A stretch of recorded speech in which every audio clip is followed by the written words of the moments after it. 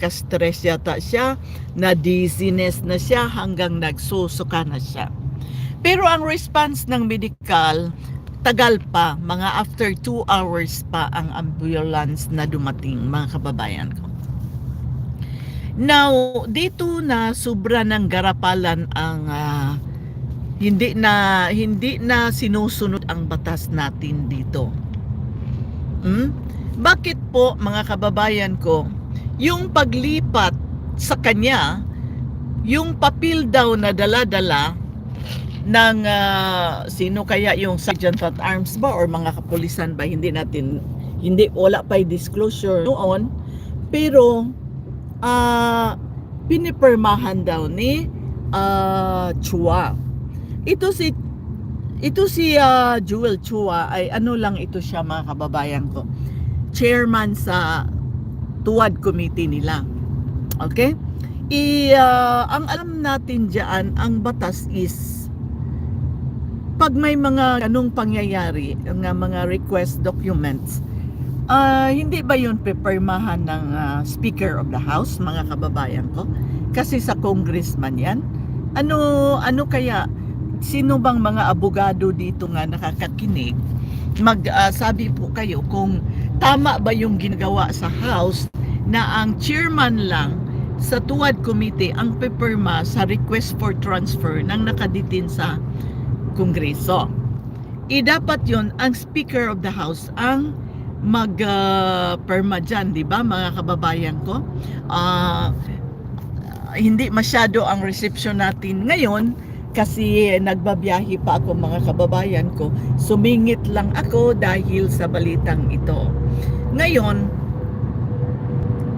simula pa noon kahapon, si Inday BP Sara ay palagi na lang nagdoon sa Kongreso. Diyan na siya nag-o-opisina sa opisina ni Congressman Pulong Duterte. Okay? So ngayon, mga kababayan ko,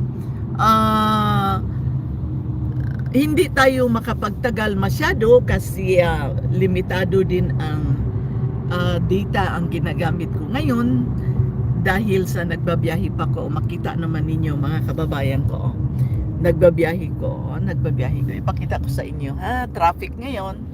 Okay, so dyan, kita ninyo. So ngayon po, dito lang tayo, update lang yan, mga kababayan ko. Maraming salamat po sa inyong lahat. Bye-bye!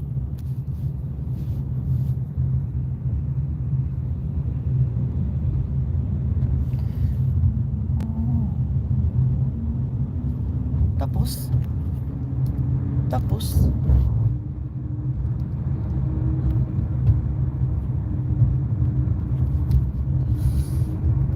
great post.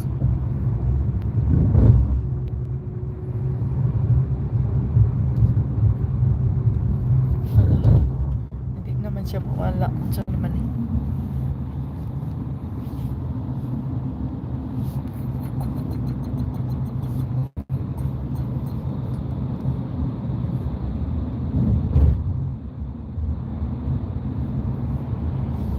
Okay na po. Okay pa po. Tuloy-tuloy pa tayo po, ha? Hindi pa tayo. Nandito na tayo sa tunnel ngayon. Sige. Mag-live lang ako ngayon sandali dito sa biyahe ko. Okay, tunnel na tayo, mga kababayan ko. So, yun ang pangyayari dyan sa Kongreso ngayong araw, mga kababayan ko. Ano lang muna, hintay-hintay lang muna tayo, mga kababayan ko. Okay? So, dito na tayo. Okay.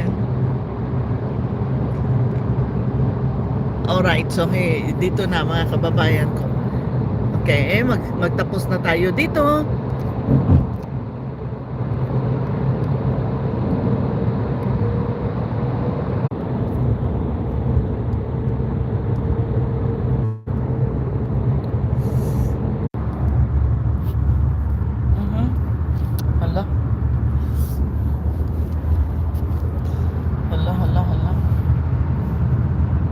Palagi na siyang mag-live naman. Ano naman yan?